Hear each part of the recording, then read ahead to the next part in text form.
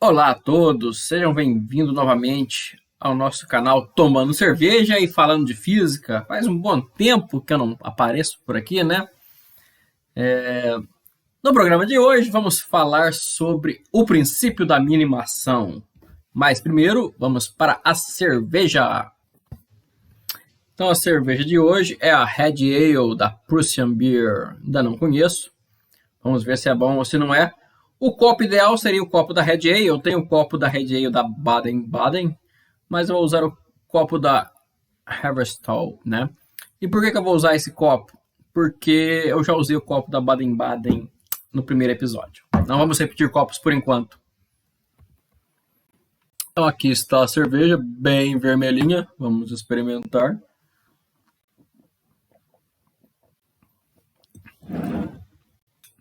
Uma cerveja muito boa. Bem característica das Red Ale. Talvez faltou um pouquinho de amargor. Não sei se é porque ela está gelada demais. Mas o malte caramelo, principalmente, fica vermelho. Ele é bem evidente. Então, uma boa cerveja. Está aprovada.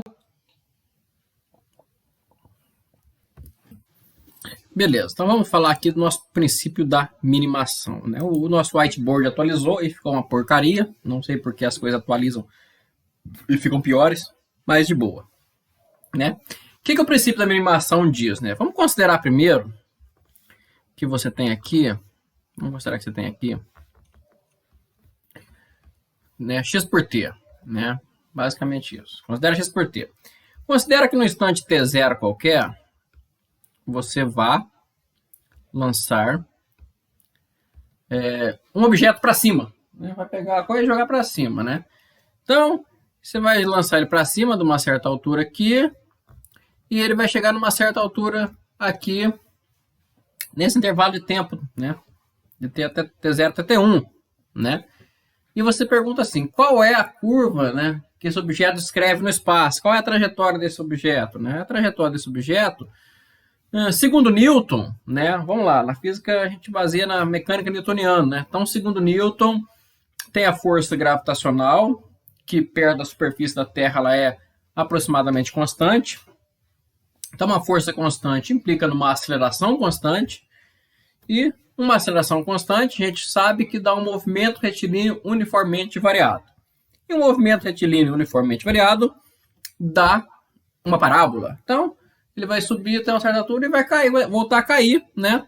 Escrevendo uma parábola no gráfico X por T, né? Então, ele sobe, depois desce.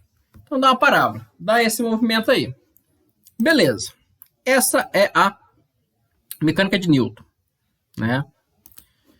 Mas, e se eu te falar que ele poderia, em vez de fazer isso, ele poderia subir assim e vir aqui assim. Ou então, ele poderia ir fazendo zigue-zagues no espaço,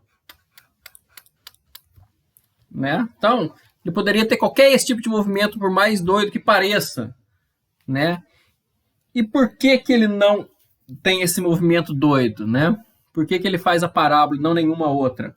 O princípio da minimação diz o seguinte, dentre todas as trajetórias possíveis, a trajetória real do objeto será aquela que minimiza uma coisa chamada ação. Tá? Mas o que é essa ação?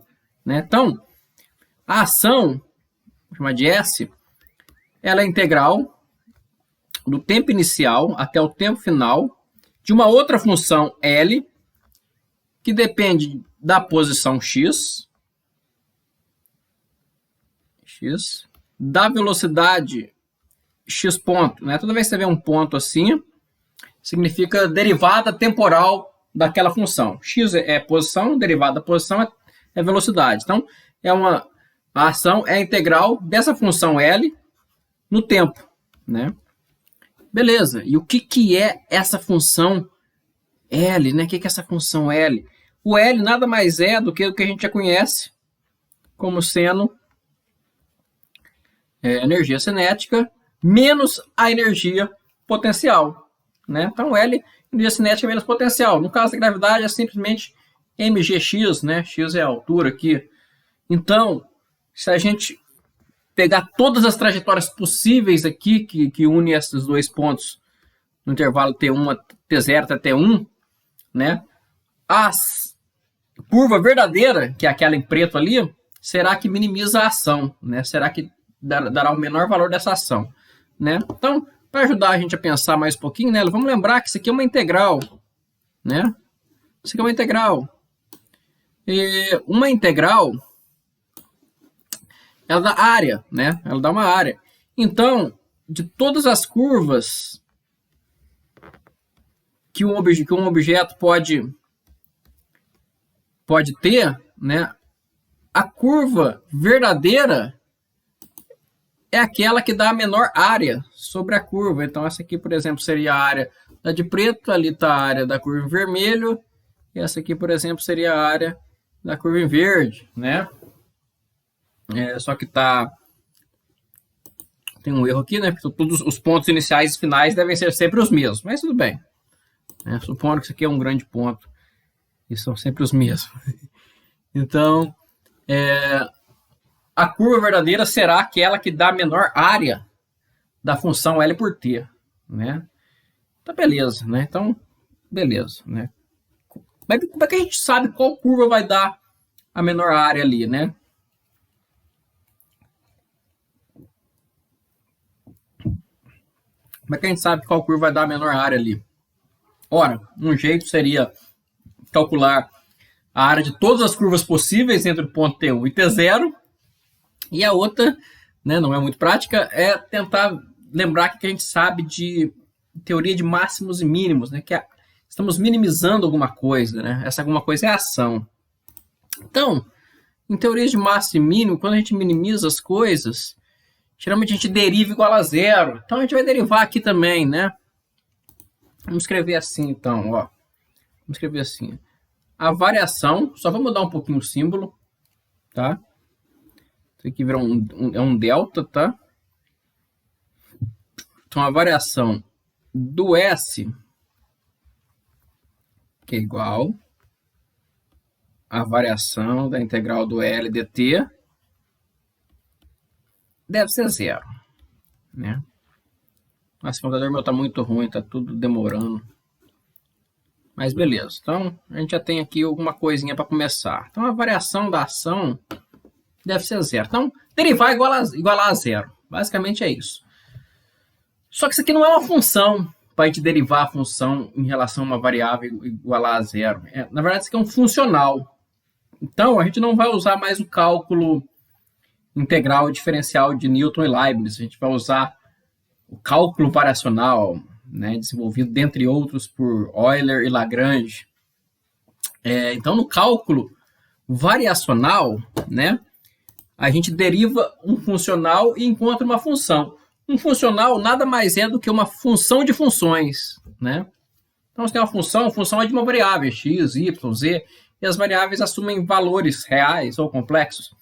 Um funcional assume funções, né? Então, igual eu falei aqui, dentro de todas as curvas, cada curva é uma função de x ali, um x de t, né? Então, dentro de todas essas curvas, a trajetória verdadeira é a que minimiza esse L aqui, né? Então, vamos derivar isso igual a zero. Apesar de ser outro cálculo, né? É o cálculo variacional e não mais o cálculo diferencial integral. Ele é muito parecido, tá? Então, as técnicas são muito parecidas. Então, a gente vai tirar vantagem disso, né? Então, vamos lá. Lembra que a função L é uma função que depende de x e de x ponto, né? De posição e de velocidade. Então, se eu derivar essa função, vou usar a regra da cadeia, né? Vou falar que a variação de L é, variação de L em relação a x vezes 1 delta x mais, como ela depende de x e de x ponto, né? A variação de L em relação a x ponto,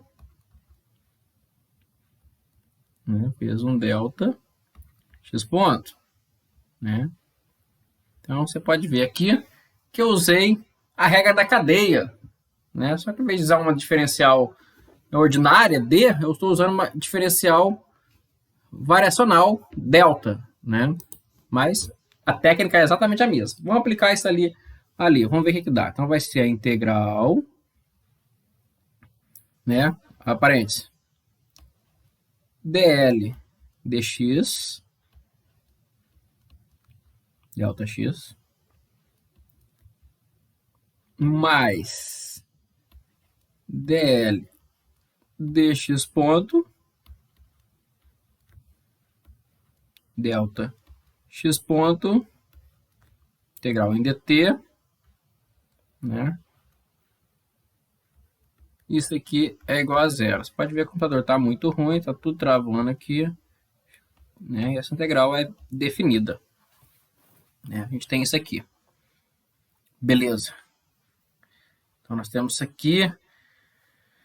Beleza. Então, agora esse aqui é uma integral no tempo, né? Esse aqui é uma integral no tempo.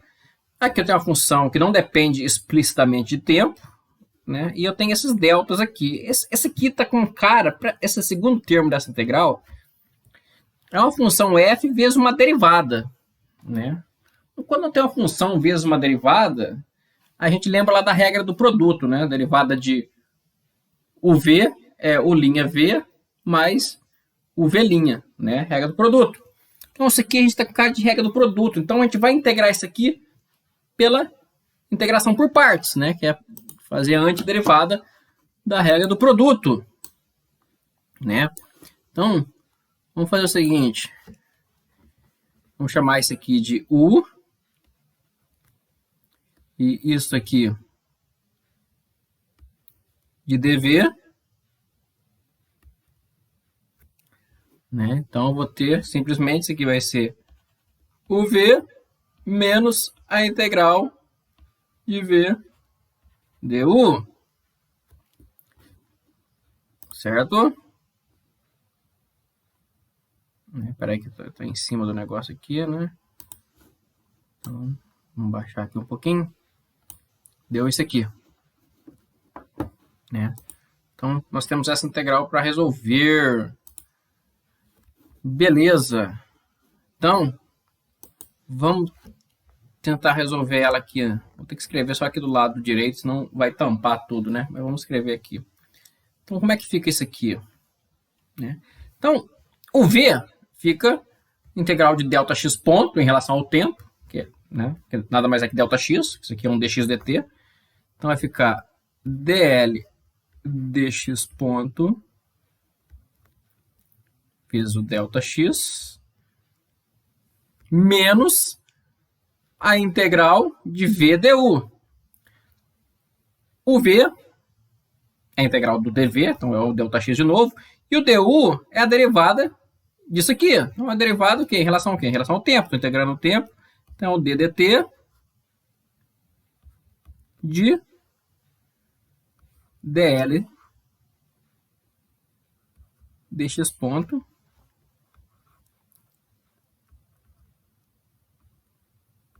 vezes o delta x. Então, tá aí. Beleza. Então, agora vou jogar, vou substituir o dl dx ponto, delta x ponto, por isso aqui que eu acabei de escrever. Né? Vou substituir isso aqui, né, na minha função original. Deixa eu baixar aqui para ficar bem. Opa. Né? Vou substituir isso aqui na função original. Né? Essa aqui. Beleza, vamos fazer isso então. Então, a minha equação fica agora integral do dl dx mais dl dx ponto vezes o meu delta x. Isso aqui, né, é uma integral definida, então isso aqui é o termo uv, né, de t1 até t2, ou melhor, de t0 até t1, né, menos ddt de dl dx delta x, né? Então, esse aqui é o primeiro termo. Aqui tem o delta x também, né? Esse aqui é o segundo termo que já está integrado, então, e esse aqui ainda está por integrar, né? dt.